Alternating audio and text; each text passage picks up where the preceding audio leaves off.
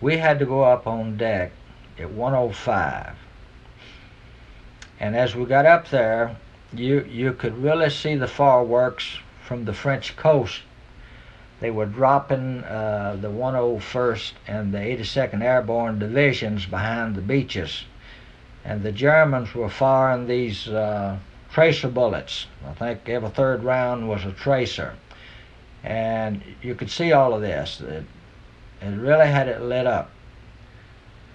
And we went over to our boat and we checked out everything. And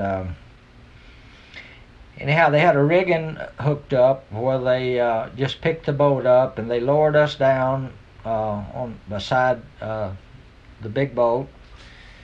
And the coxswain had his motor running before we hit the water, but as we touched the water, there was a big wave that came up and it threw us into the ship, and the motor died.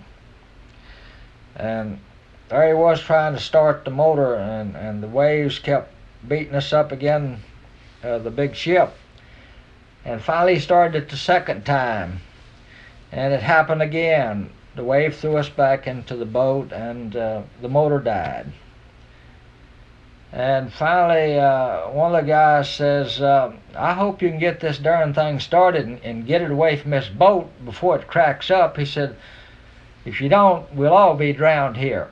And so on the third try, the coxswain did start the motor, and he pulled away from the boat. And we went to what they call a rendezvous. We just went in a circle, and when all of the boats from the first wave got together, we just went in a circle. And then later on you saw the second wave, or maybe they were a couple of 100 yards from us, and they went in a circle. And we did this, I think it was about an hour and 40 minutes before H hour, and the first wave took off. We headed toward the beach, and then we began to work our way through all of these ships. They had destroyers, cruisers, rockets, all kind of ships. They had ships that were carrying tanks, artillery pieces. Well, it was just hundreds of ships, and we worked our way through these ships, and they were all anchored, just sitting there. Finally, we got where we could see the French coast, and all of the ships started firing on the beaches. And we sat up in the boat and we watched this. We were all wet, we were cramped up in the boat, and this kind of this gave us something to look at, and I think it helped a little bit to see this. And after seeing all of the shells landing on the beach and all, it really helped our morale. We figured, oh man, they're really gonna soften it up for us. Then they had about, I think it was about 275 medium bombers that came over in formation, and they dropped their bombs on the beach. They really plastered that beach, and this was encouraging to see this too.